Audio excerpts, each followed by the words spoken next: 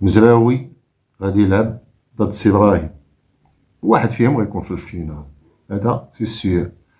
حكيمي راه غادي يلعب ضد دورتموند.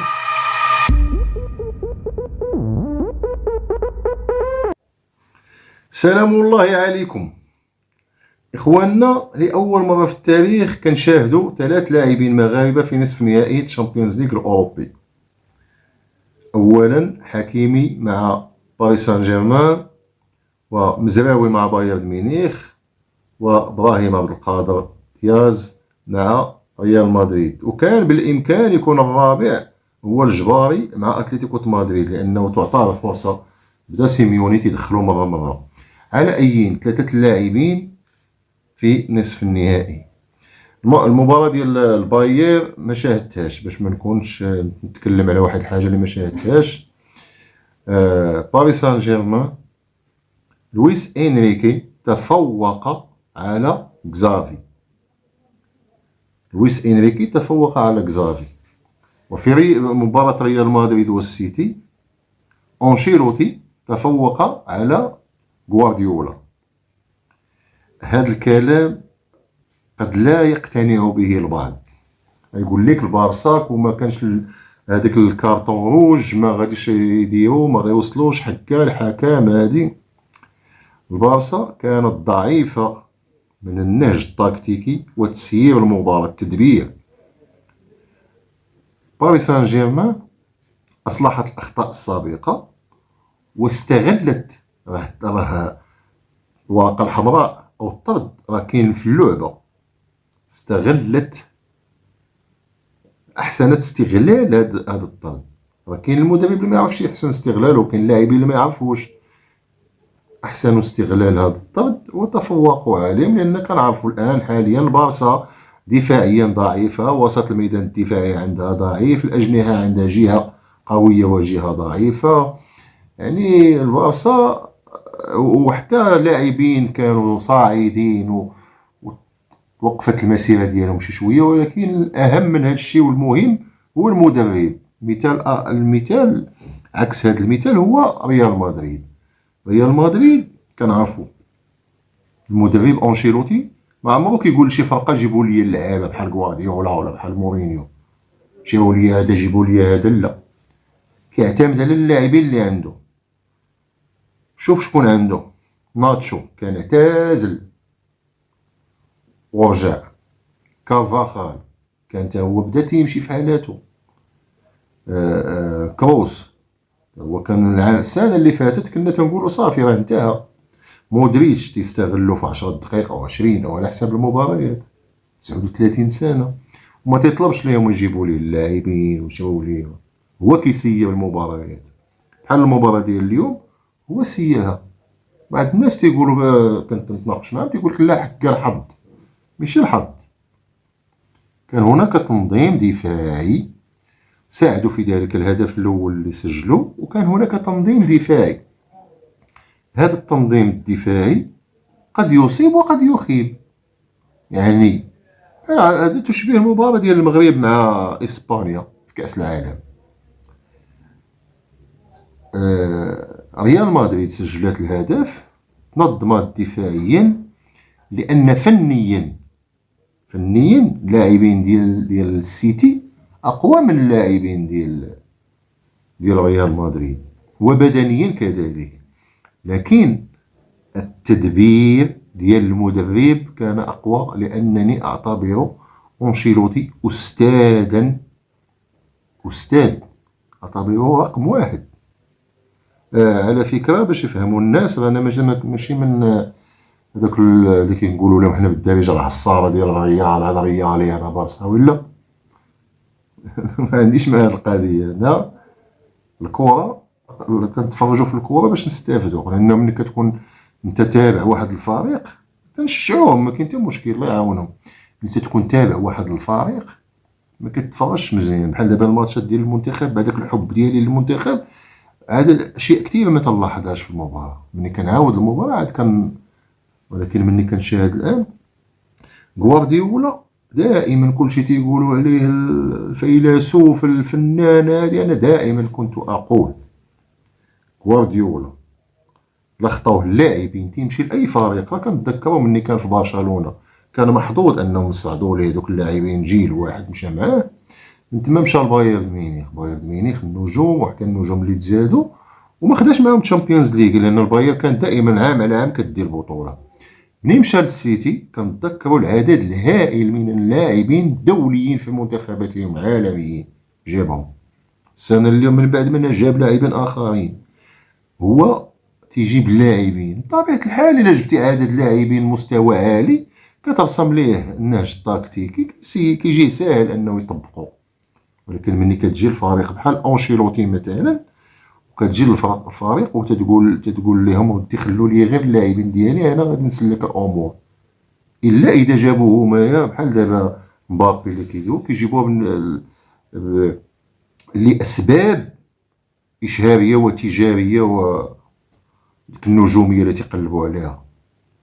هذا علاش. اما الكره المدرب اللي كيسير الفريق بحال انشيلوتي. دابا حنا غادي نرجعوا للماتش ديال ريال مدريد، وغنرجعوا بالخصوص للريال. ريال كارفاخال في الجهه اليمنى سامه، ولكن 70 80 دقيقه وكيعيا بحكم التقدم شويه في السن ومجهودات اللي كيدير بزاف.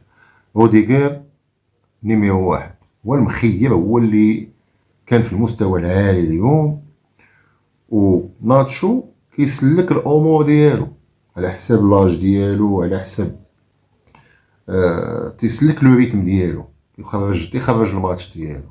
جيالو الله يصرا كمان ديما ضعيف، ماشي بلاصتو تما، بلاصتو ماشي في الريال. كيقاد الكرة على رجليه اليسرية عادي يضربها، ولا رولونس ما يقدرش متعولش عليه باش يطلع لك شي كرة كونتر اتاك ولا شي لعيبة بحال هكا. وسط الميدان كان كيدور، ما كاين مشكل. اللي عجبني انا في التسيير ديال انشيلوتي هو كيفاش خدم ليا هذوك اللي القدام بيلينغهام ودوك البرازيليين. عرفتي كيف؟ وخصوصا بيلينغهام راه كان كيتسمى محطة، كيتسمى ديك الساعة كان هو هاد الوقيته من كيدير واحد الدور. هادو هما المدربين اللي الدور اللي كيدار في الميليو ديفونسيف دابا هو حتى تما كيهرس لو ريتم، كيكاسي لو ريتم وكيدير محطة. شي كواري طوال كيصيفطهم للكارديان كيشدهم ويقلب لك على خطأ كفرة وكتولي الكرة عندك، كانت ضدك ولات عندك، واشياء اخرى كيسد وسد لي كولوار. على كل حال الريال خرجت الماتش. بالنسبه للسيتي علاش تنقول بان غوارديولا لا خطاو اللعابه على المستوى العالي ولا ما كانوش في النيفو ديالهم، ما عندهم ما يدير. شي واحد يقول غادي يجي يقول لك 18 كورنير الاستحواذ هادي اودي غير خلي لك الكره 90 دقيقه كاع عندك انت وانا نضحك انا واني خارج. لان في الدومي فينال ما غاديش يقولوا راه كان غيدوز السيتي، غادي يقولوا ريال مدريد راه لعبه مع بايرن ميونخ.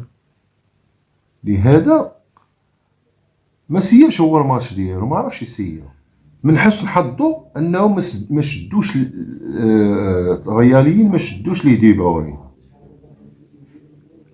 ضد المغرب في بلجيكا. والمغرب الا تذكرتوا راه كان صورة دي بروين، ركراكي كان صورته دي بروين. صافي بلجيكا تحطت. كون دارها انشيلوتي لدي بروين كانت تكون نتيجة أخرى، رغم أن فودين سدوا عليه، ولكن دي بروين خلوه. لأن فودين علاش؟ لأن فودين هو اللي اكتسحهم في الماتش ديال لالي. حضروا معاه كانوا كيسدوا عليه دائما. واحد تيستوبي وواحد تيعمر باش يبغى يجي لاكوش ديالو. واحد الوقيته نساو هي فاش ضرب داك البيت اللي بيت زوين اللي كان ضرب في لالي بالكوشيه، لان هو دي بروين عفوا فودين هذيك الكوشيه عنده خطيره.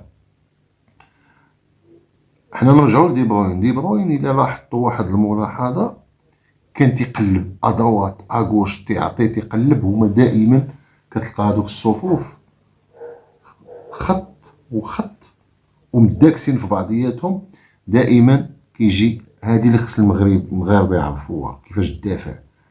لا، دائما المهاجم اقوى من المدافع في جميع الحالات. شي واخا تجيب لي مدافع من فريق ضعيف، مهاجم من فريق مثلا ما معروفش، وتلعبوا مع مدافع معروف، يقدر يدريبليه ويديه. دائما لافونتاج تيكون عند المهاجم، ولكن في امتى كيكون، امتى كتزيب المهاجم؟ كيتزيب ملي كتعطيه واحد يستوبيه، ما يمشيش ليه الكره، تيستوبيه يدير ليه بحال هكا، كيجي واحد اخر باش يبالاي الكره، ملي كتهبط طف تيدي ليه الكره.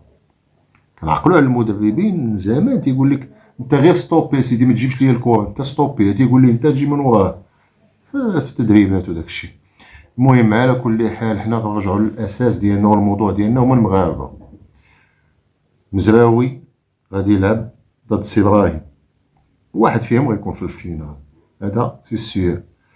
حكيمي غادي يلعب ضد دورتموند، وكنتمنوا ليه التوفيق. انا دائما فيما تيكونوا المغاربه ما تنعصب على حتى فرقه، ما تنتعصب لحتى شي فرقه باستثناء المنتخب الوطني ولا الانديه المغربيه ملي كتكون لاعبه خارج المغرب فقط.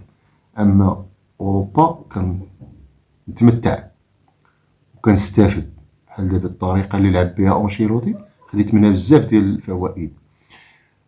قلنا حكيمي غيلعب ضد دورتموند، ونتمناو يتلاقى حكيمي في الفينال مع السي ابراهيم ولا مع مزراوي، يعني مادام هما المغاربه واحد فيهم يدوز.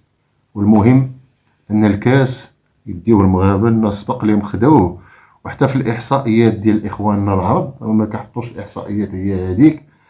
في شي حلقه غادي نجبدوا الاحصائيات، وشكون شارك في الشامبيونز ليغ، وشكون اللي فايت ليه فيس، وشكون اللي حتى هاد السنه هادي فاش في بين سبور من يتاهلوا من المجموعات ذكروا غير 3 اللاعبين اللي هما الان هادو، وما ذكروش اللاعب ديال كوبنهاغن رقم 10 احسن لاعب في الفريق، وما ذكروش حتى جباري ربما يقولوا باقي من الصغار وداكشي، رغم انه راه لعب بعض الدقائق في هاد الشامبيونز ليغ ربما في دور المجموعات.